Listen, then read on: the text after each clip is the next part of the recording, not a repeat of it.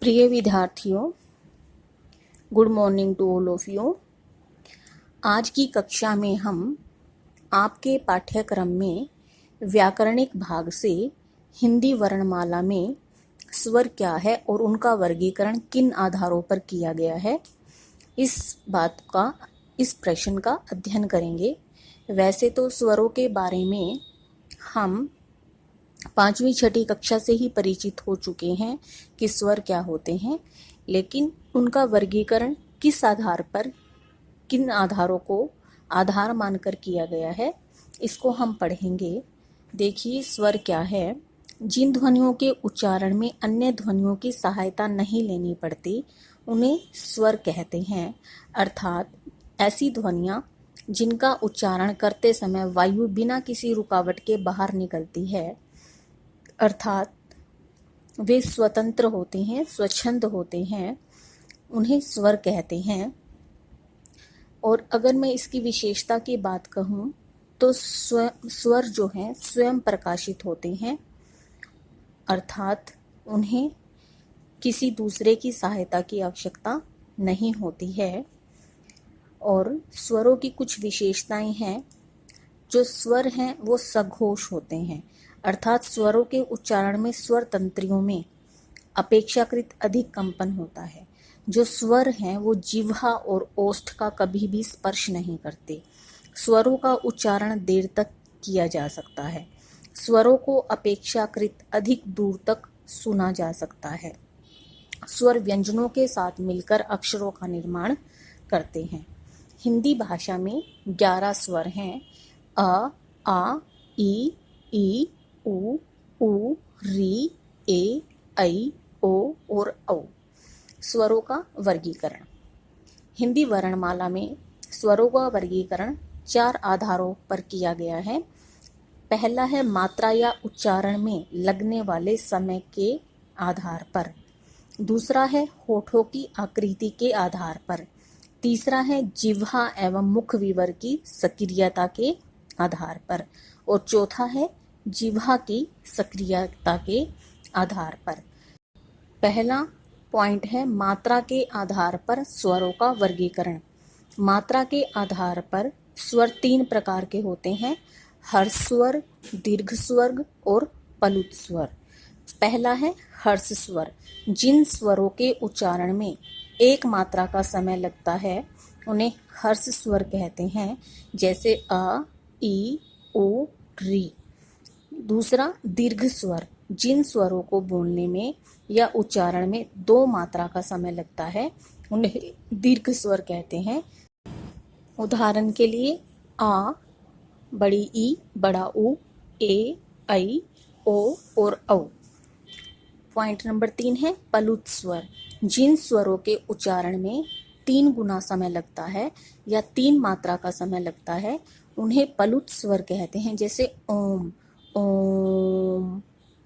Point number 2, होठों की आकृति के आधार पर स्वरों का वर्गीकरण। होठों की आकृति के आधार पर स्वरों के 2 भेद हैं। नंबर 1 वृत्ताकार, नंबर 2 अवृत्ताकार। वृत्ताकार स्वर क्या होते हैं? जिन स्वरों के उच्चारण में जो होठ हैं वृत्ताकार हो जाएं, अर्थात वृत्त यानी गोल, अर्थात होठों की आकृति गोल बने, उन्हें वृत्ताकार स्वरों की श्रेणी में गिना जाएगा, जैसे उ, ओ, औ, आ। दूसरा है अवृत्ताकार स्वर। जिन स्वरों के उच्चारण में होठ वृत्ताकार न होकर फैले रहें उन्हें अवृत्ताकार स्वर कहते हैं, जैसे अ, आ, ई, बड़ी ई, ए, ऐ। जिह्वा एवं मुख विवर की सक्रियता के आधार पर स्वरों का वर्गीकरण। जिह्वा एवं मुख विवर की सक्रियता के आधार पर स्वरों के 4 भेद होते हैं: विवृत, अर्धविवृत, संवृत और अर्धसंवृत। विवृत क्या होता है? वृत्त मैंने गोला, यानी जब हमारा मुख विवर पूरा खुला हो और जिह्वा अपने स्थान पर निष्क्रिय पड़ी हो, अर्थात मुख तो खुले लेकिन जिह्वा का कोई काम ना हो, तो उसे विवृत स्वर कहा जाता है, जैसे आ। दूसरा पॉइंट है अर्धविवृत। इसमें क्या है कि जब जीभ मुख विवर के साथ एक तिहाई भाग तक ऊपर उठे, अर्थात मुख विवर में केवल एक तिहाई भाग ही खुला रहे, तो उसे अर्धविवृत स्वर कहते हैं, जैसे अ, ऐ और औ। अर्धसंवृत स्वर क्या है? जब जीभ मुख विवर के 2/3 भाग तक ऊपर उठी हो तथा मुख विवर 1/3 खुला हो, जैसे कि ए और ओ। फिर संवृत स्वर क्या है? संवृत का अर्थ होता है कम खुला हुआ, अर्थात कम खुला। जब जीभ मुख विवर के अधिकांश भाग को घेर ले और मुख विवर हमारा संकरा होकर रह जाए, अर्थात कम खुले। दूसरे शब्दों में हम यह भी कह सकते हैं कि जिन स्वरों के उच्चारण में जो हमारा मुख है कम खुलता हो, उन्हें संवृत स्वर कहते हैं, जैसे कि ई और ऊ संवृत स्वर हैं।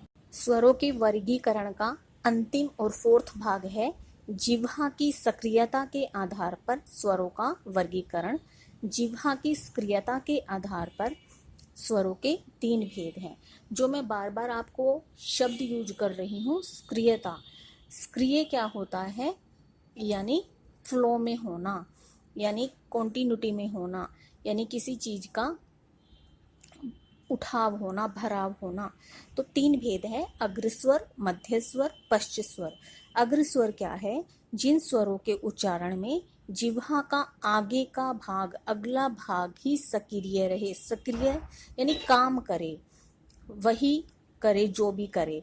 तो जैसे ई, बड़ी ई, ए, ऐ आदि अग्रस्वर हैं। मध्य स्वर, जिन स्वरों के उच्चारण में हमारी जीभ का मध्य भाग ही कुछ ऊपर उठे, उसे अग्रस्वर कहलाते हैं, जैसे ई, बड़ी ई, ए और ऐ। तीसरा है पश्च स्वर, जिन स्वरों के उच्चारण में हमारी जीभ का पिछला भाग सक्रिय रहता है, जैसे ऊ, बड़ा ऊ, आ, ओ, औ आदि पश्च स्वर हैं।